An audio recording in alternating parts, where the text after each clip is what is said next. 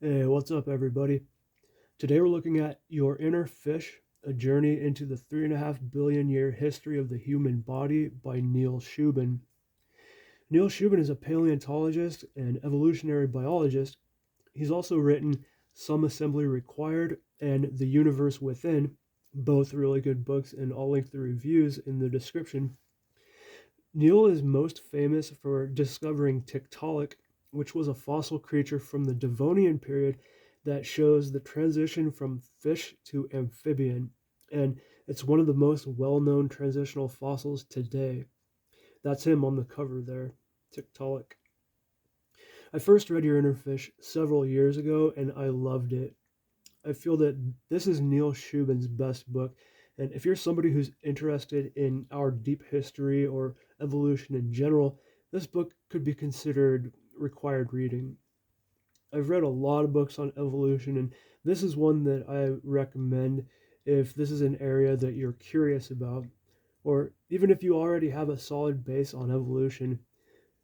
This book goes into specific detail on concepts like body plan and descent with modification, but the main focus is the different parts of the human body and their evolutionary history. Shubin will devote a chapter to specific body parts, such as the ears or the eyes, and discuss how we got where we are by looking at what we started from. When I mention variations on a theme, this is the kind of thing I'm talking about. This book is full of evolutionary insights, like how evolution doesn't build new parts onto the body plan from scratch, but works with what is already there, and how certain things can or can't happen, and what kinds of things drive them. And because of this, we end up with things that would be considered poor design, such as body parts that don't last the entire human lifespan, or peculiarities like the vas deferens that loops around the ureter in mammals, or the recurrent laryngeal nerve that loops around the aorta. Why are we built this way? Well, there is an explanation. It's because it made perfect sense back in the Devonian period 400 million years ago, when what would go on to become mammals were fish. And we continue to experience descent with modification and variation on themes. This book really highlights the famous saying by Dobzhansky, nothing in biology makes sense except in the light of evolution, and Neil does a good job of demonstrating this over and over for the reader. There are just so many cool things in this book I could talk about. Neil explains how prospective fossil hunting sites are picked out.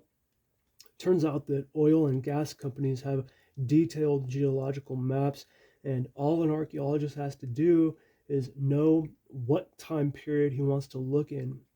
Say you want to find fossils from a time when fish began to grow weight bearing appendages like hands and legs. All we have to do is narrow down our window to a time when, after nothing had them, but before these things became common. So we know we want to look at Devonian rocks, and when we know we want them to be sedimentary rocks, because you're not going to find fossils in igneous or metamorphic rock, that and we know we want to look in a place where it was shallow water. The last thing we make sure is whether the rocks are exposed. And once we've checked off these things, we're ready to go on a fossil hunting expedition. And that's how Neil found Tiktaalik. Or we could just go into any layer in the geological record and predict what kinds of animals will be found in them.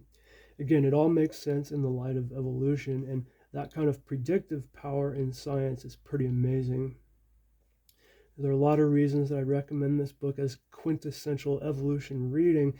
It's got detailed information on everything from systematic taxonomy to embryology to DNA and genes to the beginning of the evolutionary arms race with the first bodies appearing in the Precambrian era and the first teeth in the Paleozoic era until we get to super advanced bipedal mammals with giant brains capable of learning where they came from. And there are tons of diagrams and visual aids in the book. In closing, I really like Neil Shubin's writing, and I do think this is his best book. And I do think it's something that just about anyone should read.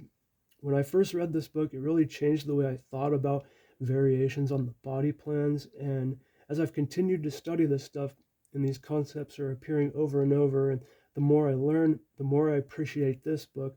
And I appreciate that this was something that I read earlier in my evolution book reading adventures. Okay, that's it for this one, guys. Thank you for watching. I hope you enjoyed the video. If you're watching this video, I'm sure there's a good chance that you've read this book. So if so, I'd really love to hear your thoughts on it. So let us know if you have. If you haven't read this, and this is the kind of thing you'd like to learn more about, check out Your Inner Fish by Neil Shubin.